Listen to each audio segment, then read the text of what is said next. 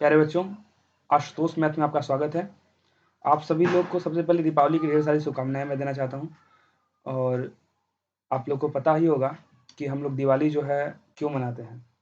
सबसे पहली चीज़ ये जानना बहुत ज़रूरी है। अगर महाभारत में लिखे गए शब्दों को लिया जाए, तो महाभारत के अनुसार ऐसा कहा जाता है कि जो वहाँ पे पांडव थे, ठीक है? वो अपना आपको पता है कि शकुनी मामा की चाल से जो है कौरवों को जो है सब कुछ हार गए थे, ठीक है? और वहाँ पर जो है उन्हें 13 वर्ष का वनवास जो है मिला था। तो हारने की वजह से उनको 13 वर्ष का जो है उसमें जो है 13 वर्ष के वनवास के बाद वो लौटे थे। तो जिस दिन लौटे, ऐसा कहा जाता है कि जो है दीपों के जलाकर जो है खुशियाँ मनाई गई थी पांडवों के वापस आने के, ठीक है? तो ये तो हो गया आपका महाभारत से लेकर। लेकिन अगर हम जो है आपका रामायण या फिर हम जो है भगवान राम से बात करें, तो भगवान राम के से रिलेट करें जीवन से, तो भगवान राम जो है 14 वर्ष का वनवास काट करके जो है रावण को हरा करके 14 वर्ष का वनवास काट करके वापस लौटे थे अपनी नगरी अयोध्या में। तो जो है कि उनका दीपावली से भी स्वागत किया, मतलब दीपों का जो है जला करके बहुत सारे दीपों को उनका स्वागत किया गया था, ठीक है? तो ये दोनों महाभारत और रामायण, ये महाभारत काल और रामायण काल दोनों में इसका जो है काफ़ी महत्व है। और तब से जो है हम लोग इसको मनाते हैं, ठीक है? चलिए, तो ये रही दीपावली की बात। मैं आशा करूँगा आप लोग जो है अपना ये जो है इम्पोर्टेंट जो फेस्टिवल हमारा है, आप लोग इसे अच्छे से सेलिब्रेट कर रहे होंगे। लेकिन भाई पढ़ाई तो ज़रूरी है। आइए पढ़ाई भी स्टार्ट करते हैं। ये पार्ट आपका 49 होगा। इस पार्ट में मैंने 6-7 क्वेश्चंस लिए हैं, अच्छे क्वेश्चंस हैं। आइए इनको सॉल्व किया जाए। लिखा हुआ है, एक बेईमान दुकानदार एक दोषपूर्ण तुला का प्रयोग करके अपनी सामान की खरीद तथा बिक्री दोनों पर 5% का लाभ प्राप्त करता है, और इस प्रक्रिया में उसका वास्तविक लाभ प्रतिशत कितना हो जाता है, ये आपको बताना है, ठीक है? मतलब कि जब सामान खरीद रहा है तो भी 5% का प्रॉफिट अर्न कर रहा है, और जब सामान बेच रहा है तो भी 5% का लाभ कमा रहा है। सामान खरीदते समय कैसे करेगा? देखिए, क्या करेगा कि वो अपने जो है जब सामान आपसे मान लीजिए आपसे जो है कुछ खरीद रहा है, चावल मान लीजिए ले रहा है, ठीक है? चावल आपसे खरीद रहा है, तो आपसे लिया वो जो है कि 1100 ग्राम, ठीक है? और आपसे बोला कि भाई हम 1 केजी ही क्यों ले रहे हैं, चुम्बक चिपका रखा है, ठीक है? तो 1 केजी ही ले रहे हैं, तो आपसे तो आपको पैसा दिया 1 केजी का, लेकिन आपसे जो है वहाँ पे 1100 ग्राम ले लिया, तो उसको 10% का प्रॉफिट हो जाएगा, ठीक है? अगर हम बात करें 5% का लाभ प्राप्त करेगा तो 1050 ग्राम ले लेगा, ठीक है? तो इस तरह से जो है 1000 ग्राम की जगह 1050 ग्राम ले लेगा, तो उससे 5% का प्रॉफिट हो जाएगा। और जब बेचेगा तो जो है कि उसे जो है 1000 ग्राम देने की बजाय उसे 950 ग्राम ही देगा। तो इस तरह से जो है वो 5% का जो है प्रॉफिट अर्न कर सकता है।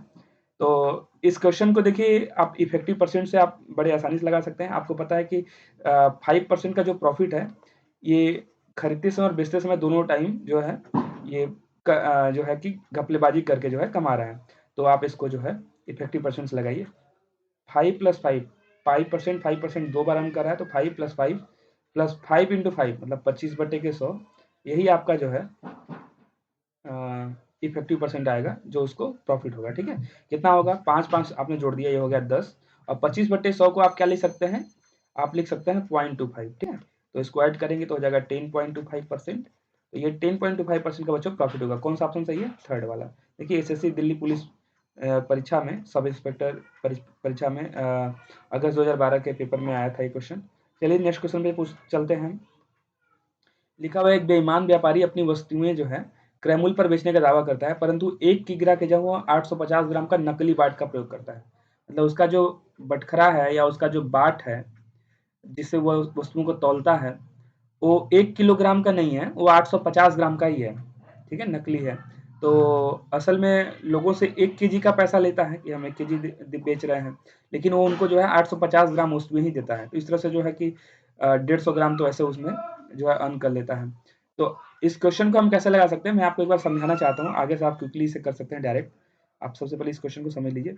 मान लेते हैं कि 1000 ग्राम 1 केजी अगर बेच रहा है, तो 1 केजी को हम ग्राम में 1000 ग्राम लिखेंगे। 1000 ग्राम जो है हम मान लेते हैं कि वो 1000 ग्राम 1000 रुपए में खरीदा है, ठीक है?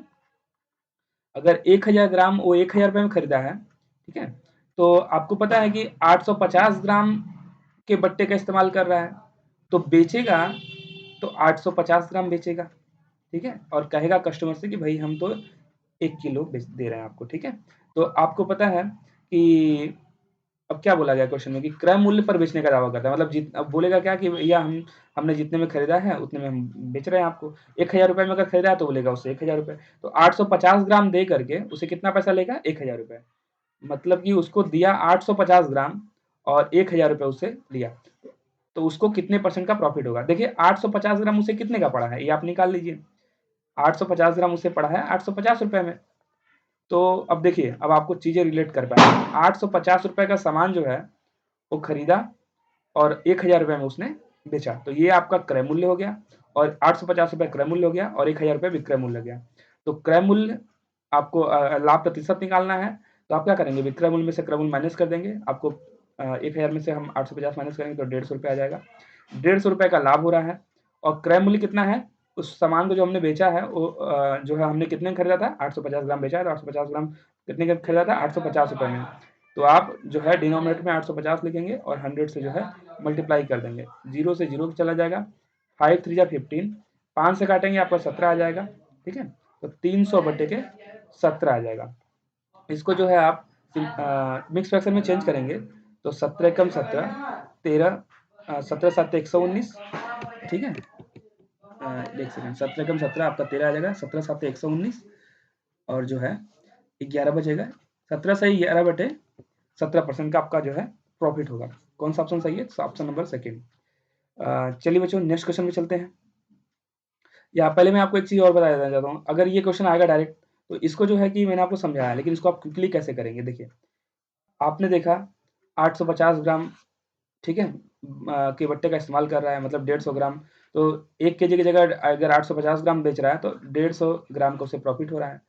तो 150 ग्राम का ये जो है आपने क्या निकाल लिया कि ये 150 ग्राम का प्रॉफिट है, मतलब 150 रुपये का प्रॉफिट हो रहा है। अब डायरेक्ट जो है जितना ग्राम बेच रहा है ना उसको आप डिनोमिनेटर में लिखिए और 100 से मल्टीप्लाई कर दीजिए, ठीक है। इस तरह से आपको क्विकली जो है हमेशा क्वेश्चन को करना है, ठीक है। तो आपका जो है आंसर जो है बहुत क्विकली आ जाएगा। चलिए बच्चों नेक्स्ट क्वेश्चन पे चलते हैं। एक पंसारी 18 रुपये प्रति दर्जन पर 10 दर्जन अंडे जो है थोक बाजार से खरीदता है। 18 रुपये प्रति दर्जन 10 दर्जन अंडे खरीदता है, ठीक है। तो अगर 1 दर्जन अंडे का दाम 18 रुपये है तो 10 दर्जन अंडे का दाम कितना होगा, 18 दहा में 180 रुपये। 180 रुपये जो है उसे पड़ गया, और कितने दर्जन अंडे हैं, 18 दर्जन अंडे ना, सॉरी 10 दर्जन अंडे है ना, तो 10 दर्जन अंडे कुल कितने अंडे हुए, आपको पता है एक दर्जन में जो है 12 मात्रा होती है, तो 10 दर्जन अंडे का मूल्य 10 दर्जन कितने होंगे, 120 मात्रा होगी, ठीक है। तो आपको यहाँ पे चीज़ें क्लियर हो गई कि 180 रुपये में जो है उसने 120 जो है अंडे खरीदे हैं, ठीक है, मात्रा, ठीक है। और आगे क्या बोला गया है, इनमें से 10 अंडे जो है उसके टूट जाते हैं, तो उसने खरीदा तो है 120 अंडे, लेकिन इसमें से जब 10 अंडे टूट जाएंगे तो 10 अंडे माइनस कर लीजिए, 10 अंडे टूटने के बाद कितना बचेंगे, 110 अंडे बचेंगे। और उसके बाद बोला जा रहा है यदि वह परिवर्तन पर मतलब सॉरी यदि वह परिवहन पर 24 रुपये खर्च करता है। अब देखिए उसे जो है 180 रुपये में टोटल पड़ा था और 24 रुपये खर्च करता है परिवहन पर, मतलब उसे ढुलाई में ले जाने में, ठीक है। तो उसे कितने रुपए का पड़ जाएगा, उसे पड़ जाएगा 204 रुपये का। तो 204 रुपये का अंडा, 204 रुपये में उसने 120 अंडा खरीदा था, लेकिन 10 अंडे टूट जाने की वजह से आप ये मान लीजिए कि 204 रुपये में उसने 110 अंडा खरीदा हुआ है, ठीक है। आगे बोला गया तो उसे प्रति अंडा किस कीमत पर बेचना चाहिए कि उसे 10% का लाभ हो। देखिए 204 रुपये में अगर यदि 110 अंडा खरीदा है तो एक अंडे का क्रय मूल्य क्या हो जाएगा, 110 से भाग दे देंगे। और आपको पता है कि हर ये तो एक अंडे का विक्रय एक अंडे का जो है क्रय मूल्य निकल गया 204 बटे 110, एक अंडे का क्रय मूल्य निकल गया, और 10% का हमें लाभ चाहिए, तो हम क्या करेंगे 100 प्लस 10 कर देंगे, 110 बटे के 100। आप देख रहे हैं कि 110 से 110 डायरेक्ट कट जाएगा, 204 का मतलब कितना आ जाएगा 2.04, ये 2.04 रुपीज जो है एक अंडे का क्रय मूल्य हो जाएगा, एक अंडे का विक्रय मूल्य हो जाएगा, ये सेलिंग प्राइस हो जाएगा पर एग, ठीक है। तो आपका आंसर हो गया 2.04, ठीक है। चलिए बच्चों नेक्स्ट क्वेश्चन पे चलते हैं। लिखा हुआ है एक आदमी किसी वस्तु को उसके लागत मूल्य से 5% अधिक पर बेचता है। ठीक है, एक आदमी जो है किसी वस्तु को उसके लागत मूल्य से 5% अधिक पर बेचता है। अगर 5% देखिए ऐसे क्वेश्चन मैंने आपको पहले भी कराया है, इसलिए मैं आपको डिटेल में नहीं समझाऊंगा, क्योंकि इसको कैसे लगाना है वही मैं बता रहा हूँ। ठीक है, लागत क्या किया है, 5% अधिक पर बेचता है, तो हम क्या करेंगे, 100% में यदि हमने मान लिया कि खरीदा है तो 105% में ये सेल करेगा। और उसके बाद क्या रहा है कि यदि उसने उसके लिए जितना भुगतान किया उससे 5% कम पर खरीदा होता, ठीक है, तो उसके बाद उसके बाद 2 रुपये उसे कम पर बेचता, तो 105% में मान लीजिए 5% अधिक को बेचा है, 105% में बेचा है, और नया विक्रय मूल्य क्या हो जाएगा, 2 रुपये कम, तो इसको हमने नया विक्रय मूल्य हमने निकालने के लिए हमने 2 माइनस कर दिया, 105% माइनस 2 ये नया विक्रय मूल्य होगा। ठीक है, और नया विक्रय मूल्य आपको पता चल गया 105% माइनस 2 है, और उसके बाद नए विक्रय मूल्य को जो है हम इक्वेट करेंगे, और कैसे हम विक्रय मूल्य निकाल सकते हैं, आपको पता है कि क्या बोला जा रहा है क्वेश्चन में, यदि उसने उसके लिए 5% कम पर खरीदा होता और 2 रुपये कम पर बेचा होता, 5% कम पर खरीदा होता, समझ रहे हैं, 5% कम पर खरीदने का मतलब कि 100% में यदि उसने हमें खरीदा हुआ है तो 95% में खरीदा होता। ठीक है, 95% में खरीदा होता, और 2 रुपये कम में बेचा होता, वो तो हमने माइनस कर दिया है, तो उसे 10% का लाभ होता है। देखिए 95% में खरीदेगा, 10% का लाभ होगा, तो हम विक्रय मूल्य कैसे निकालेंगे, 110/100 करके, 100 में 10 बढ़ा देंगे, 110/100, तो ये हमारा विक्रय मूल्य, दोनों तरफ विक्रय मूल्य हो गया, और इसलिए हमने इसको इक्वेट कर दिया है। इसको आप जल्दी से क्विकली सॉल्व कर सकते हैं, 0 0 कट कर दिया हमने, और 5 से कट करेंगे आप, तो 5 दूना के 10, यहाँ पे आ जाएगा 19, और 19 और 11 से मल्टीप्लाई करेंगे तो आपको मिल जाएगा 9, आपका आ जाएगा 209/2। इसको आप जो है इस साइड 209/2% आ गया, तो 209/2 का मतलब आपका हो गया 104.5% ना, तो इसको जब लेफ्ट हैंड साइड लेके जाएंगे तो आपका माइनस होकर बचेगा 0.5%, और माइनस जो है राइट हैंड साइड आएगा तो ये +2 हो जाएगा, 0.5% बराबर 2 हो गया। क्रय मूल्य निकालना है, लागत मूल्य निकालना है, तो लागत मूल्य कितना परसेंट होगा, 100% होगा। क्वेश्चन मार्क क्रॉस मल्टीप्लाई करिए, 0.5 हटा के हम यहाँ 0 बढ़ा देते हैं, 5 चौके 20 हो गया, और 100 में 4 से मल्टीप्लाई करेंगे, कितना आ जाएगा, 400 रुपये। देखिए आपका सेकंड वाला ऑप्शन सही हो जाता है। एसएससी सीजीएल के मेंस परीक्षा में 25 अक्टूबर 2015 को ये क्वेश्चन आया हुआ है बच्चों, अच्छा क्वेश्चन है। चलिए नेक्स्ट क्वेश्चन पे चलते हैं। लिखा हुआ एक विनिर्माता उत्पादन लागत से 33% अधिक पर अपना विक्रय मूल्य नियत करता है। ठीक है, मतलब एक 33% अधिक से पर अपना विक्रय नियत करता है, मतलब उसका मूल्य अंकित करता है, 100% में खरीदा है तो कितना हो जाएगा, 133%। और बोला गया उत्पादन लागत 12% बढ़ जाती है, यदि उत्पादन लागत 12% बढ़ जाती है, उत्पादन लागत यदि 100% है, ठीक है, ये तो आपका हो गया अंकित मूल्य। ठीक है, उत्पादन लागत यदि बढ़ जाएगी तो कितना हो जाएगा, 110% हो जाएगा, अब सॉरी 12% बढ़ती है ना, लिखा होता है 12% बढ़ती है, तो अब कितना होगा, उत्पादन लागत अगर पहले 100% है तो 12% बढ़ेगी तो 112% हो जाएगी। आगे बोला गया है विनिर्माता अपना विक्रय मूल्य 10% बढ़ा देता है। अब देखिए 133% पे वो बेच रहा है, बेचने के लिए उसका दाम रखा हुआ है, और उसके बाद क्या करता है कि वो अपना दाम जो है 10% बढ़ा देता है, विक्रय मूल्य 10% बढ़ाएगा, तो 133 का 10% कितना होगा, 133 का जो 10% है कितना होगा, आपको पता है 13.3% हो जाएगा। हमें अगर किसी भी नंबर का 10% निकालना है तो हम क्या करेंगे, इकाई से पहले दशमलव लगाते हैं, 13.3% हो गया, 13.3 हो गया। ठीक है, तो जो है 133 में आप क्या करेंगे, 133 में जो है आप 13.3 ऐड कर दीजिए, 133 में अगर हम 13.3 ऐड करेंगे कितना हो जाएगा, 146.3%, 146.3% हो गया उसका नया सेलिंग प्राइस। ठीक है, उसके बाद क्या बोला गया है, ये उसने 10% बढ़ा दिया, उत्पादन लागत आपको पहले बताया था 12% बढ़ जाती है तो 112% हो जाएगी। ठीक है, तो उससे लाभ प्रतिशत क्या होगा, अब समझिए 112% में खरीदा है और 146.3% में बेचा है, आप इसको वैल्यू भी मान सकते हैं और डायरेक्टली जो है क्वेश्चन को सॉल्व कर सकते हैं। मान लीजिए 112 रुपये में खरीदा और 146.3 रुपये में बेचा, ठीक है, तो कितने का फायदा होगा, आपको पता है कि जो है 146 में से 0.3 में 112 घटा दीजिए, कितना आएगा, 12, 10 22, 10 32, 10 42, ठीक है, 42 4 46, आपको पता है 34 आया, 34.3%, मतलब कि प्रॉफिट होगा 34.3 रुपए का, और इसको हमने जो है वैल्यू मान लिया है, और क्रय मूल्य यदि 112% है, 112 रुपये लेते हैं और 100 से गुणा कर देंगे, हमारा ये जो है परसेंटेज निकल जाएगा, लाभ प्रतिशत, पॉइंट हटा के हमने जो है एक जीरो कट कर दिया यहाँ पे। ठीक है, अब हमें क्या करना है, इसको कर लीजिए, इसको जो है 7 से हम कट कर सकते हैं। ठीक है, 7 एकम 7, आपका बचेगा 7 छक्का 42, 7 से ऊपर कट करेंगे तो 7 चौके 28, 7 9 63, ठीक है। इसको और कर सकते हैं, 2 8 16, 2 बचे 10, ये आपका आ जाएगा जो है 245/8%, ठीक है। तो कौन सा ऑप्शन सही हो जाएगा आपका?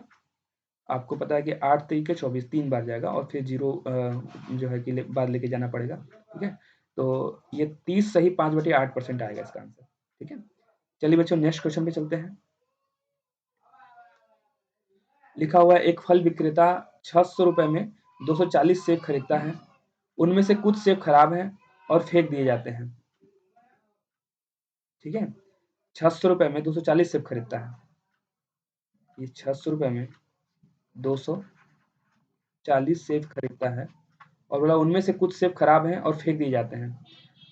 उसके बाद बोला गया है कि वह प्रति 3.5 रुपए के हिसाब से शेष सेब बेच देता है, ठीक है। सारे और उसके बाद जो है 198 रुपए का लाभ कमाता है। अब देखिए 600 रुपए में खरीदा है, 198 का यदि प्रॉफिट कमा रहा है, इसका मतलब उसने टोटल कितने रुपए में बेचा है? 798 जो है उसका सेलिंग प्राइस है, ठीक है।